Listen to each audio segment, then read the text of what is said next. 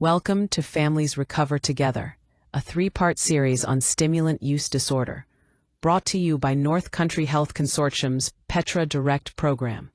This is Part 3, Supporting Someone You Love with Stimulant Use Disorder.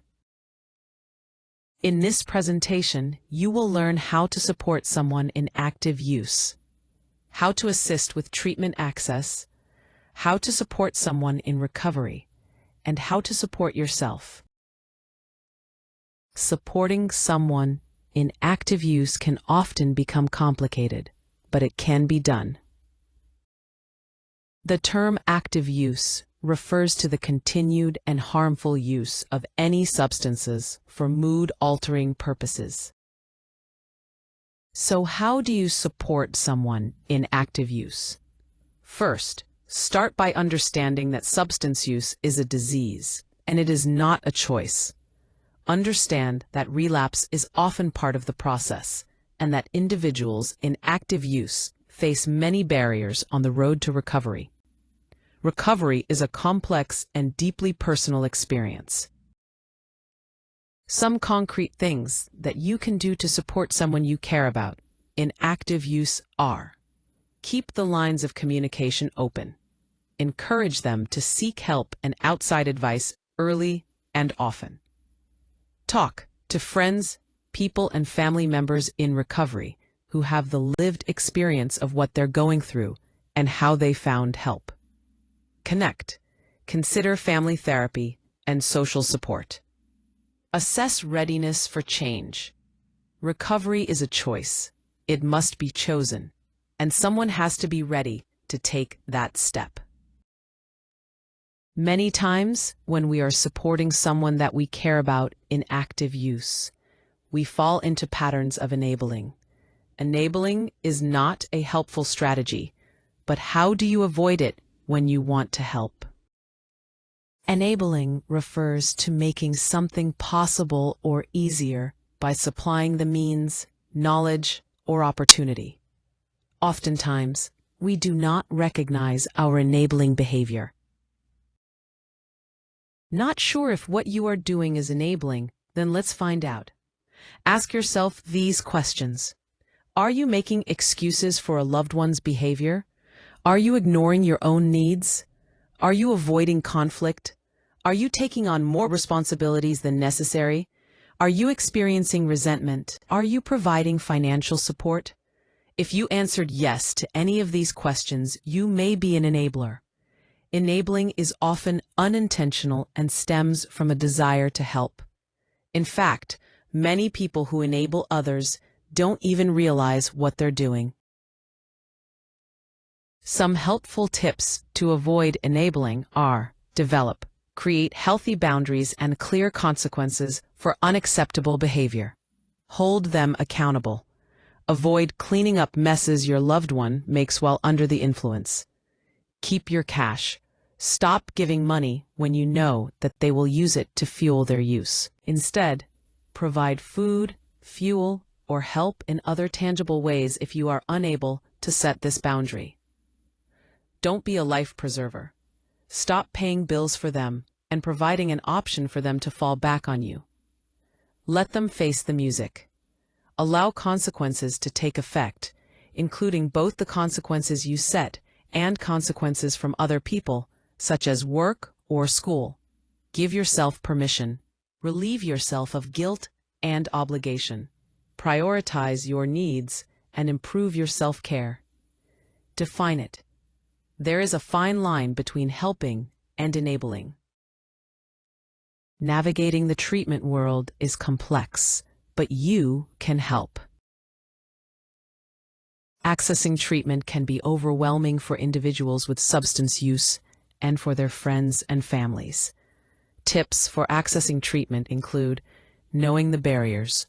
Understand the individual barriers to accessing treatment and look for solutions. Looking at levels. Know the level of care that the individual needs and locate appropriate treatment centers. Understanding payment. Verify the insurance and choose a treatment center that accepts it. Understanding accreditation. Look for accredited treatment centers. Knowing the needs. Understand the individual's treatment needs. Discussing the options. Talk with the individual that will be going to treatment about their readiness for treatment. All of this is important, but it would be a lot easier if this is all you needed to know. But it is not. What about the barriers? Common barriers to treatment that you may need to help with are as follows. Cost. Treatment is expensive, and only a few treatment centers offer scholarships toward providing treatment for the financially insecure. Insurance. Many individuals in need of treatment are uninsured or underinsured, and Medicare is not widely accepted at most treatment centers. Geography. There are not many treatment centers in rural areas, and in areas such as rural New Hampshire, transportation can be a huge barrier to accessing treatment. Stigma. There are many forms of stigma, and oftentimes they create a barrier to accessing treatment and fuel self-stigma. Co-occurring disorder treatment availability. Level of care, referenced in Part 2, creates a barrier to treatment, and many times treatment centers are not prepared to deal with co-occurring disorders. Family needs. The demands of being a caregiver constrain the ability to seek treatment, especially for women. There are also resources dedicated to assisting with access to treatment. Ask Petra and local recovery centers can help with identifying viable treatment options, addressing barriers, and creating an ease of access. Recovery is possible. People can change, and many do. So, how can you support someone in recovery? Recovery is a difficult process for all involved, but families recover together. Some tips for helping someone that you care about in recovery include learning all that you can. Educate yourself about substance use disorder and recovery. Be a cheerleader. Encourage them to attend and stay engaged in treatment. Draw lines in the sand. Set healthy boundaries. Practice honesty. Be a truth teller. And do not sugarcoat things. Aim for success. Talk about triggers and remove them. Make time count. Find hobbies together. Set examples. Get healthy together. Let go. This is not about you. Let go when needed. Provide support. Be supportive, but avoid enabling and codependency. Not practicing sympathy. Sympathy is feeling sorry for someone. Empathy is understanding them. Aim for empathy. Emphasize accountability. Give reasonable responsibilities, and allow consequences to happen. Lastly, use person-first language. Focus on the person, not the substance use disorder. They are not their disease.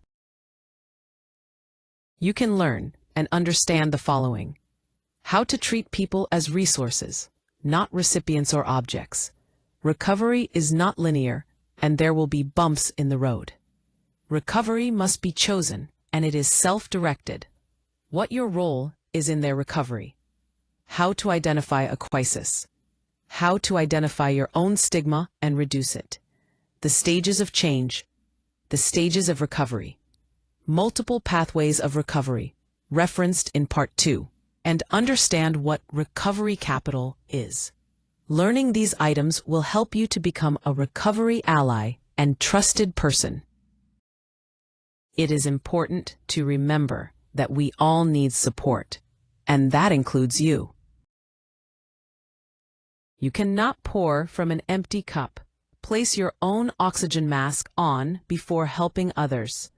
Value yourself first, and only then can you value others. We are familiar with these sayings, but don't usually take them seriously. Self-care is not selfish. It is self-preservation.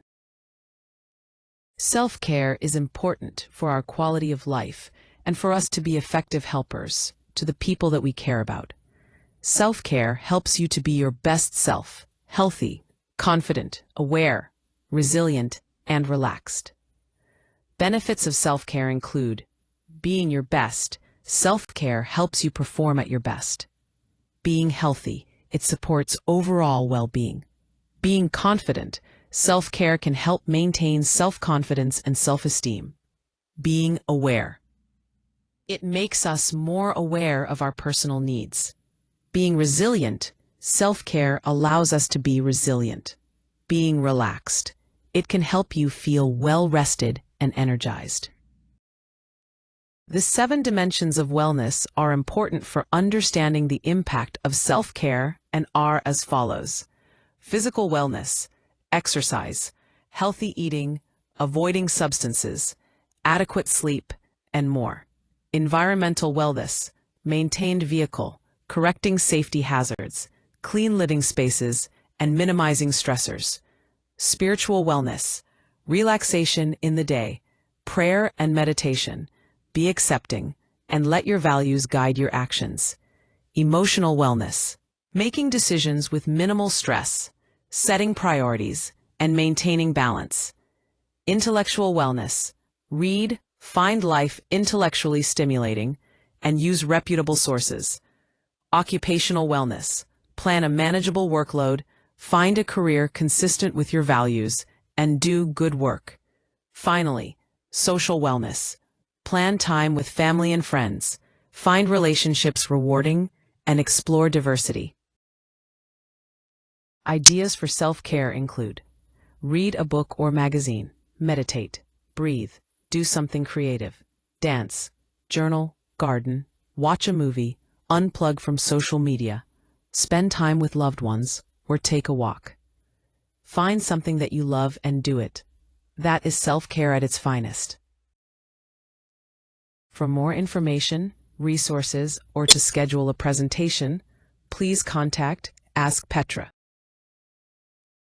Thank you for your participation in this webinar, and congratulations on taking this step to support someone that you care about with stimulant use disorder.